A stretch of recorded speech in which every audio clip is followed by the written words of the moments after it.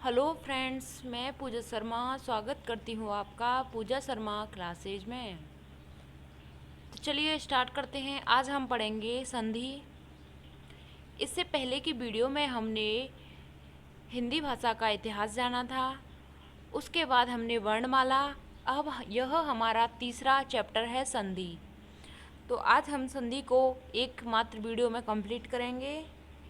तो बने रहिएगा इसी तरीके से चैनल के साथ। चैनल को सब्सक्राइब कर लीजिएगा और बेल आइकन को प्रेस कर लीजिएगा, जिससे आने वाली हर एक नई वीडियो का नोटिफिकेशन आप तक पहुंच सके।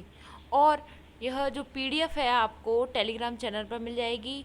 टेलीग्राम चैनल की जो लिंक है वह आपको इस वीडियो के नीचे डिस्क्रिप्शन बॉक्स में या कमेंट बॉक्स में दे दी जाएगी, तो आप वहां से हमारे टेलीग्राम चैनल से जुड़ना ना भूलें। तो चलिए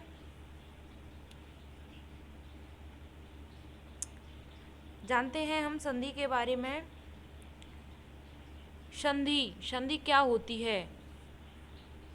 संधि तीन प्रकार की होती हैं: स्वर संधि, व्यंजन संधि और विसर्ग संधि। संधि तीन प्रकार की होती हैं: स्वर संधि, व्यंजन संधि और विसर्ग संधि। तो जानते हैं स्वर संधि के बारे में।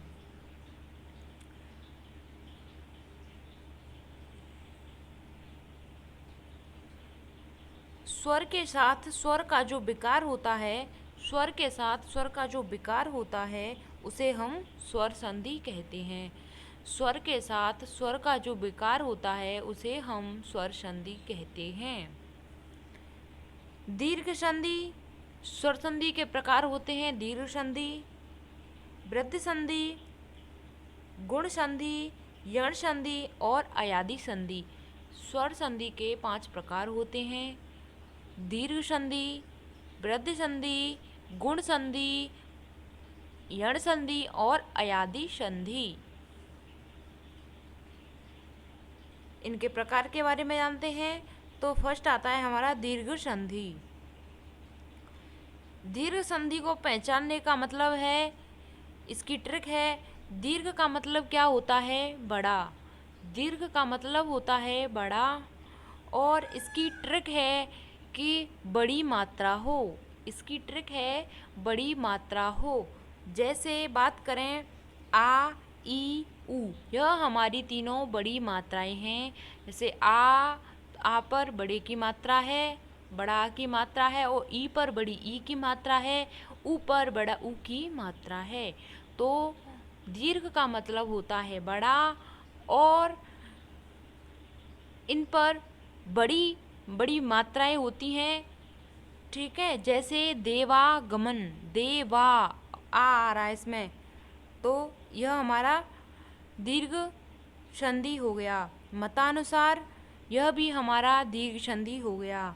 परीक्षा, परीक्षा में री है, इसके ऊपर बड़ी की मात्रा आ रही है। ऐसे ही विधुर्मी में ऊ की मात्रा आ रही है। तो इससे हमारी यह पहचान है कि बड़ा आए या बड़ी ई आए या बड़ा ऊ आए, जिससे हमारा दीर्घ संधि हो जाएगी। चलिए बात करते हैं हम गुण संधि की। गुण संधि, गुण संधि, इसको पहचानने की ट्रिक है ए और ओ, यानी कि एक मात्रा हो। इसमें एक मात्रा हो।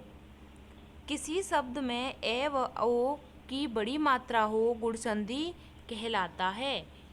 किसी शब्द में ए व ओ की मात्रा हो तो गुण संधि कहलाता है। जैसे कर्मेंद्र, परमेश्वर, परोपकार, उमेश, राकेश, इसमें बड़े ए की या बड़े ओ की एक ही मात्रा आ रही है, उसे हम गुण संधि कहते हैं। बात करें हम अब वृद्धि संधि की, तो वृद्धि, वृद्धि का मतलब होता है बढ़ना, यानी कि वृद्धि हो रही है। गुण संधि में एक मात्रा आती है और वृद्धि संधि में हमारी 2 मात्राएं आएंगी।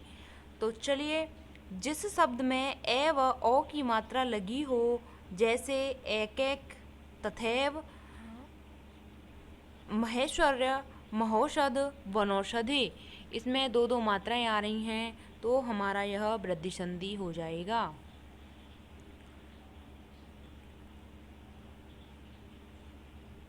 बात करते हैं यण संधि की। शब्द के पहले यरलव के पहले आधा शब्द आए तो यण संधि होता है, यानी कि यरलव शब्द है वह आधा आ जाए, इन शब्दों से पहले आधा आ जाए तो हमारा यण संधि होती है। जैसे प्रत्यय के आगे आधा अक्षर आ रहा है, वर्ण आ रहा है, तो उसे हम शब्द आ रहा है उसे हम यण संधि कहते हैं। जैसे अत्याचार, स्वच्छ, स्वागत, यरलव के पहले आधा शब्द आए तो उसे हम यण संधि कहते हैं। यरलव के पहले आधा शब्द आए तो उसे हम यण संधि कहते हैं। जैसे प्रत्येक, अत्याचार, स्वच्छ, स्वागत। बात करें हम अयादी संधि की। अयादी संधि अधिकतर शब्द में 3 अक्षर के होंगे। अयादी संधि में जो शब्द हैं वह 3 अक्षर के होते हैं। उच्चारण अय, आब और अब होता है। उच्चारण जो बोलते हैं हम, वह अय, आब और अब का होता है। जैसे पवन, अन आ रहा है इसमें, नयन, पावक, गायक, भावुक, नायिका, नाविक, ये इसमें अय, आब, अब, इक यह हमारे आ रहे हैं, तो इसे हम अयादी संधि कहते हैं और 3 अक्षर के यह होते हैं।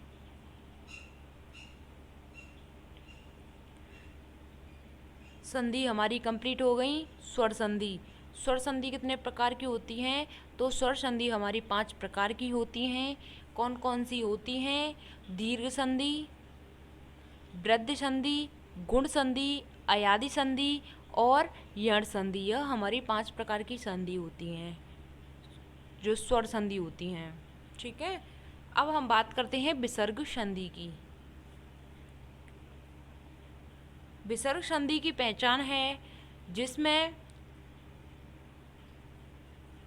विसर्ग लग जाता है, उसे हम विसर्ग संधि कहते हैं। जैसे पयोनिधि, पयोनिधि, पयोनिधि में पय प्लस निधि, मनोबल में मनः धन बल, मनोरंजन में मनः धन रंजन, तमोगुण में तमः धन गुण, तपोभूमि में तप धन भूमि, सरोज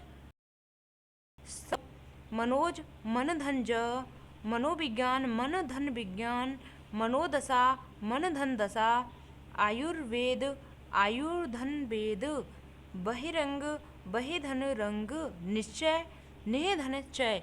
इस तरीके से हमारी जहाँ पर विसर्ग लग जाता है तो उन्हें हम विसर्ग संधि कहते हैं। आइए और देखते हैं। निराहार, निह धन आहार, निर्भरा, निह धन भय, दुराशा, दो धन आशा, निरोग, निधन रोग, निष्ठुर, निधन ठुर, दुष्कर्म, दो धन कर्म, अन्निहित, अंतनिहित, अंतः धन निहित। अन्योक्ति, अन्य धन उक्ति, नमस्ते, नमः धनते, पुष्कृत, पुरधनकृत, तिरस्कार, तिरधनकारः। तो इस तरीके से हमारे जहाँ पर विसर्ग लग जाता है तो उन्हें हम विसर्ग संधि कहते हैं। चलिए बात करते हैं हम व्यंजन संधि की। तो व्यंजन संधि किसी व्यंजन का मेल स्वर या अन्य व्यंजन से हो। किसी व्यंजन का मेल स्वर या अन्य किसी व्यंजन से हो उसे हम व्यंजन संधि कहते हैं। जैसे दिग्धन अंबर, दिग्धन अंबर, दिगंबर का दिग्धन अंबर, दिग्दर्शन, दिग्धन दर्शन, ऋग्वेद ऋग्धन वेद, जगदीश, जग धन, जगत धन ईश, मात्रांश, मात्र धन अंश, पितृपदेश, पितृधन उपदेश, मातृपदेश, मातृधन उपदेश, प्रत्यक्षा, पितृधनेच्छा, मतिष्या मातृधनेच्छा, बाढ़मय वाक्धनमय, उन्माद उत्धनमाद, तन्मय तत्धनमय। तो यह हमारी व्यंजन संधि हो गई। जिन व्यंजन का मेल स्वर या अन्य व्यंजन से होता है उन्हें हम व्यंजन संधि कहते हैं। तो आज की वीडियो में हमने संधि को अच्छे से कंप्लीट कर लिया है और इन नोट्स को प्राप्त करने के लिए आप हमारे टेलीग्राम चैनल से जुड़ जाएं। टेलीग्राम चैनल की लिंक है वह इस वीडियो के डिस्क्रिप्शन बॉक्स में और कमेंट बॉक्स में दे दी जाएगी, तो आप चैनल से जुड़ना ना भूलें। तो चलिए वीडियो को लाइक कीजिए आपको अच्छी लगी हो तो, और कमेंट बॉक्स में हमें बताएं आप कहाँ से हैं। तो चलिए, जय हिंद, वंदे मातरम। मिलते हैं हम आपको अगले नेक्स्ट टॉपिक के साथ।